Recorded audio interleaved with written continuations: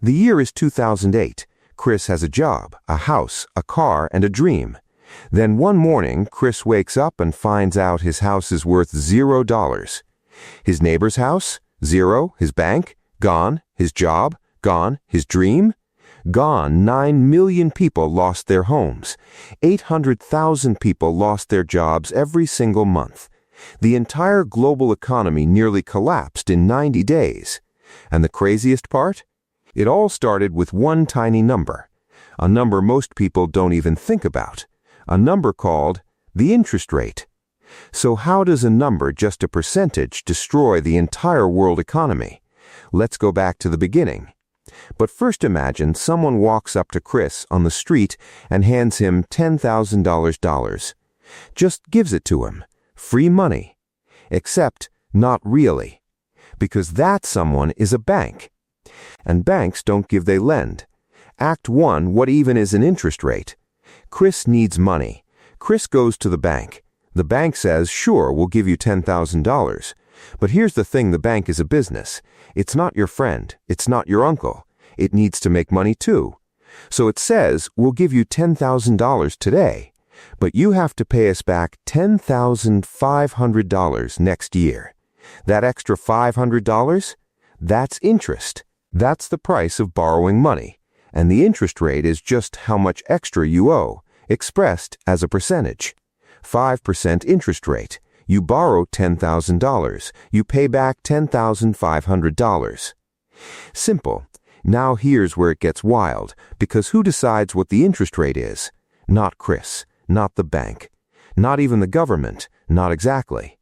In the United States, there's a group called the Federal Reserve, the Fed. It's basically a super bank, a bank for banks, and the Fed sets the baseline interest rate for the entire country. And when the Fed moves that number even by 0.25%, it sends a shockwave through every single economy on Earth. Why? Because interest rates control everything.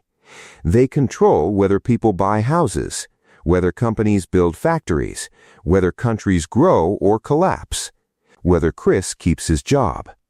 Act 2, low interest rates. The party, let's say the Fed drops interest rates down really low, almost to zero. What happens? Borrowing money becomes cheap. Chris walks into a bank and says, I want to open a coffee shop. Bank says, loan approved, low rate, pay us back slowly, no stress. Chris's neighbor Sarah wants to buy a house.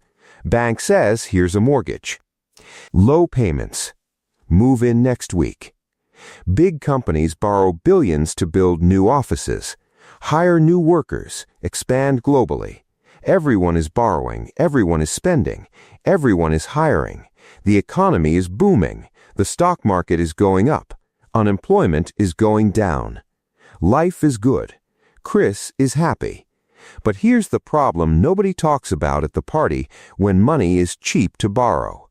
People borrow too much. Chris doesn't just open one coffee shop, he opens 5, with borrowed money.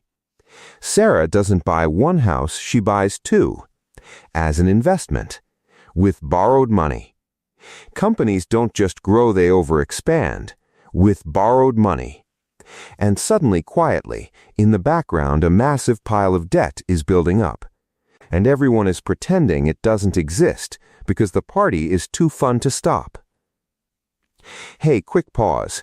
If this is actually making sense to you for the first time, do me a favor and subscribe. Because I'm going to keep making these videos, and the next one is going to blow your mind. Okay, back to Chris. Act 3, high interest rates. The hangover. Now the Fed looks around and sees prices rising. Inflation is going up. Everything costs more: groceries, gas, rent, because when everyone has cheap money, everyone spends more, which drives prices higher. So the Fed does what it does. It raises interest rates. Suddenly, borrowing money is expensive. Chris goes back to the bank. I need another loan for my 6th coffee shop. Bank says, sure, but the rate is much higher now. Chris does the math. Walks out. Sarah tries to refinance her 2nd house. The new monthly payment is $800 more than before. She can't afford it. She puts the house on the market. Every company that borrowed cheap money now has to pay it back at the new higher rate. Some of them can't. They start cutting staff. They start closing locations. Less hiring, less spending, less growth. Unemployment goes up. The stock market goes down. People panic. And Chris, just trying to sell coffee, is suddenly caught in the middle of a financial storm he didn't create. Act 4, the 2008 collapse, explained simply. Let's zoom out for a second. Because this isn't just theory. This is exactly what happened in 2008. For years before 2008, interest rates were very low. Banks were handing out mortgages to basically anyone, even people who couldn't really afford them. Why? Because money was cheap. Risk seemed low. Housing prices were only going up. Banks even got creative. They started packaging thousands of these mortgages together, good ones, risky ones, all mixed in, and selling them as investment products. They called them fancy names. CDOs, MBs, the kind of names designed to make your eyes glaze over so you don't ask questions. And everyone, hedge funds, pension funds, international banks, everyone was buying them. Because interest rates were low, regular investments weren't making enough returns, so they went for these new products. Then the Fed raised interest rates. Suddenly, millions of homeowners who had borrowed at low rates saw their monthly payments shoot up. They couldn't pay. They defaulted. And those fancy packaged investments, full of bad mortgages, suddenly worthless. Banks started collapsing. Lehman Brothers gone overnight.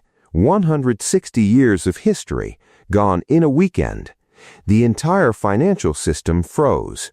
Credit stopped flowing. Businesses couldn't borrow to make payroll. Layoffs exploded. Consumer spending crashed, all because of interest rates. One number.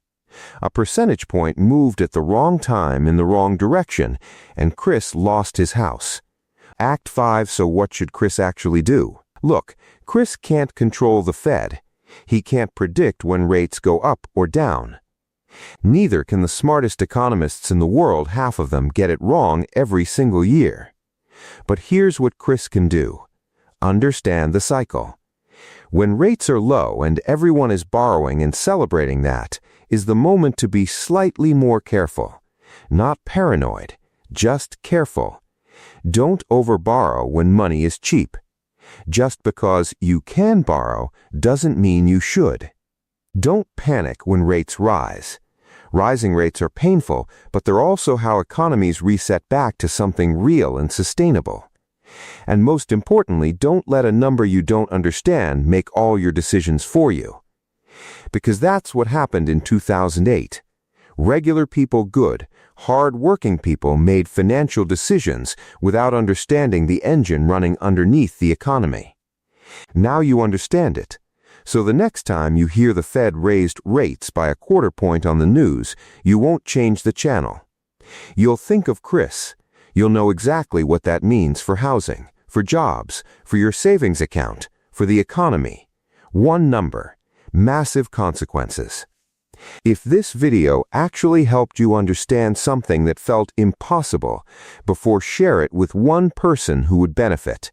One friend, one family member, one person who's confused about why everything feels so expensive right now. And subscribe, because next time we're going to talk about inflation. And trust me, it connects to everything we just covered. See you in the next one.